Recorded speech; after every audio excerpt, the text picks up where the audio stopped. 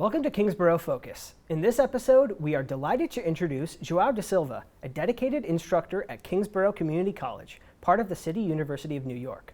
Joao teaches English, including English for academic purposes, freshman composition, and literature. His academic pursuits began at the Federal Fluminense University in Rio de Janeiro, where he earned his bachelor's degree followed by a master's in cognitive science from Teachers College.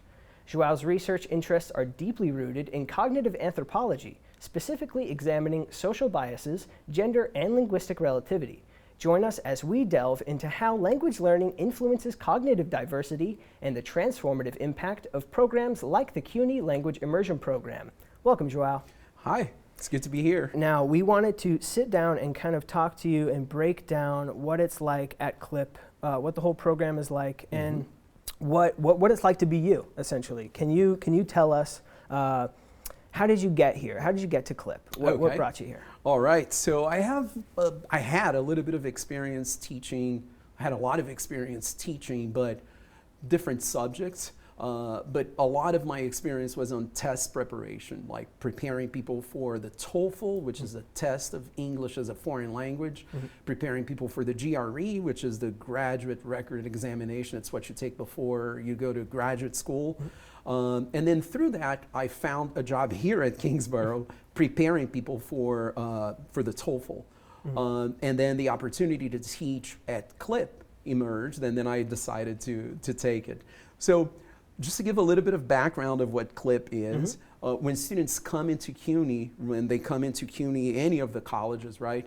If their language skills are not at the level of a college student, if their reading, writing, their speaking or listening comprehension is not at the same level as your level when you were able to start college, CUNY has a program that's really low cost that brings them up to speed with other college students, and that's the CUNY Language Immersion Program.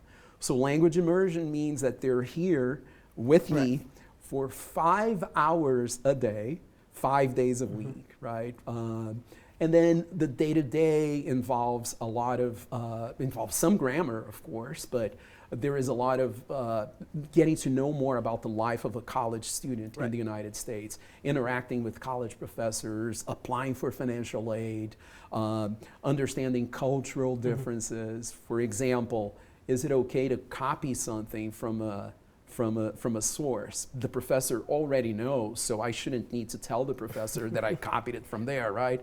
No, not in this culture, right? So there's a lot of that we do over 900 hours. So that means 4 semesters, a full year of this kind of immersion. And then the goal is by the time the students are done with this process, they're at a much better level to start college. So it's in the name, right? Immersion, CUNY Language Immersion Program. Does that immersion ever get, it sounds really intensive, a program, 900 hours, 5 hours a day, Does that ever bring up challenges for the program? For the program or for the students? For the students? No, I mean, as far as like logistically, you know. Sure, lots of them, of course.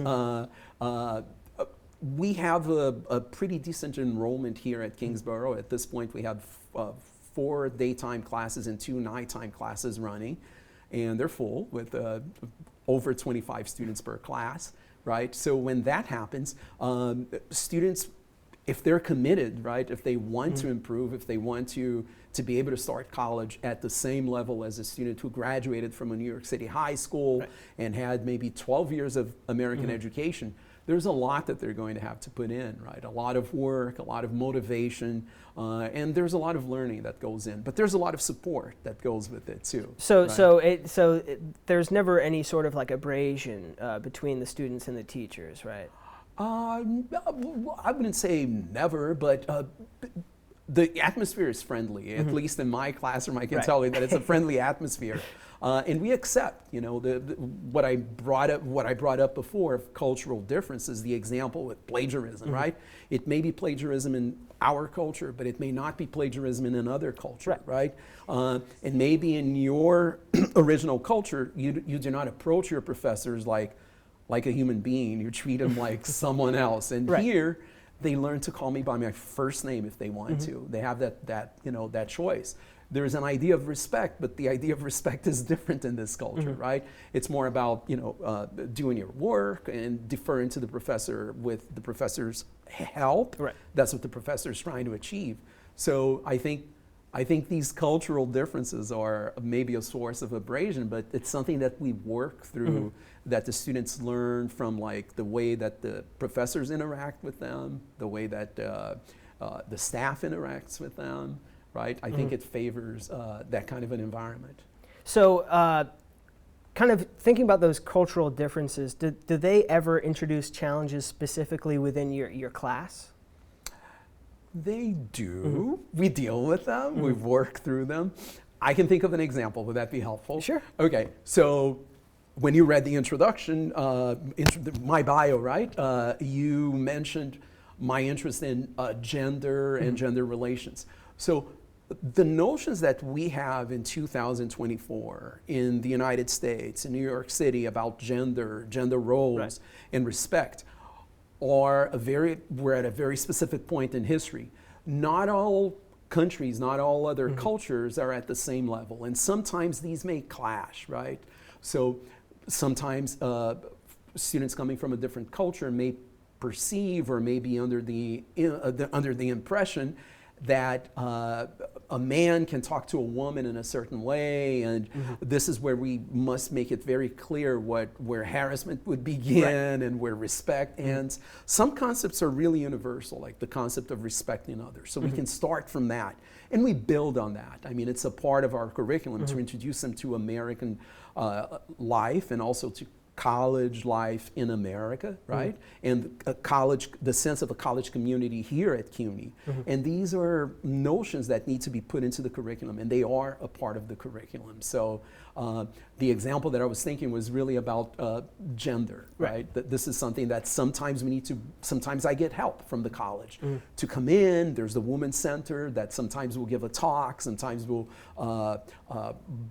brush up on concepts. And it's usually done in a way that they're learning. So my attitude and our attitude as instructors is we're teaching them something new. So it's not exactly a punitive attitude with plagiarism or with different notions about gender roles. There's something to be said about, okay, we're learning, right? So we're going to practice. And this is a good laboratory for them to practice before being exposed to the larger campus and college life in general.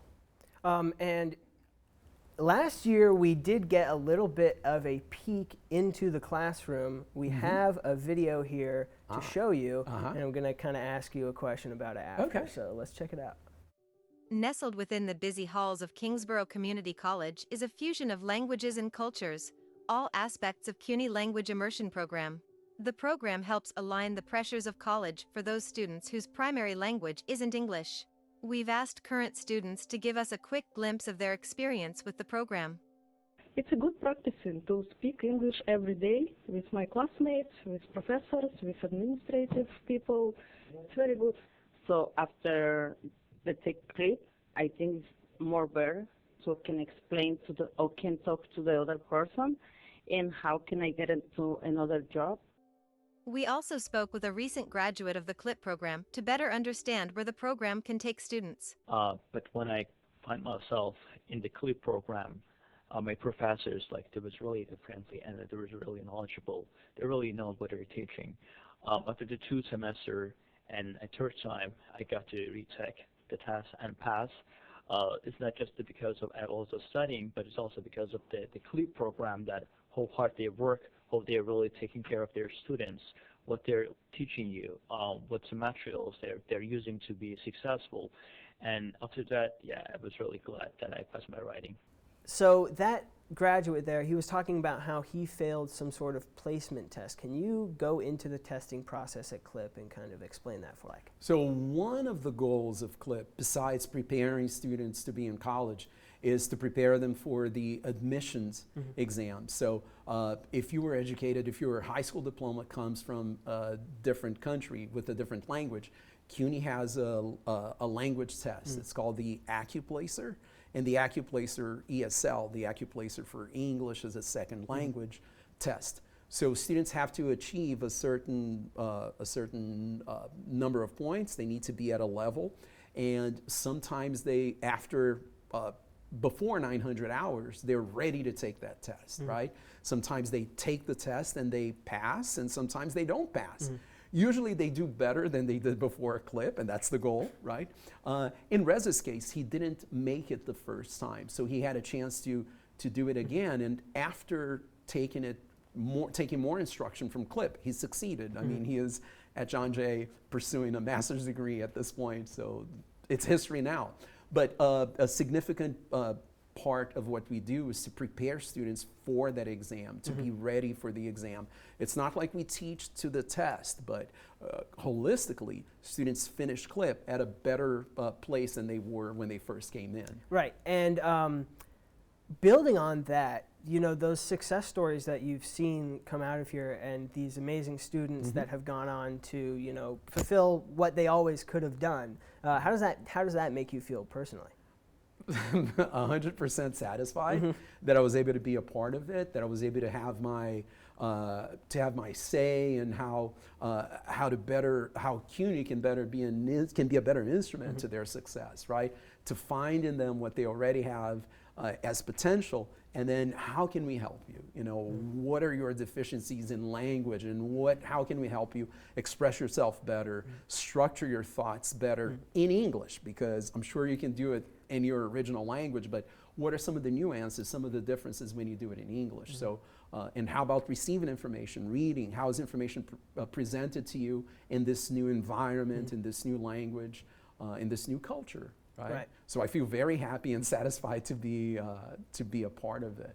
And you obviously, even though you do so much, you're not the only part of CLIP, right? So we have a photo here, and can you tell us who these people are and what their role is in the Of CLIP course. program? Okay. So my role in CLIP is really limited.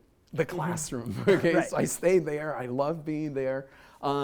But Natalie Bredihina, my director, and Grant Harvey, the assistant director, their role is completely different. Besides doing outreach and continuing to get more students from the community, you know, there's a big social role with this, right? Which is to allow people to go to this magnificent university, right?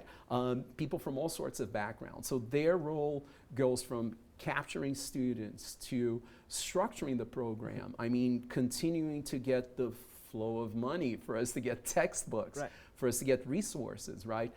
Providing classrooms, money for field trips, for other activities that we do.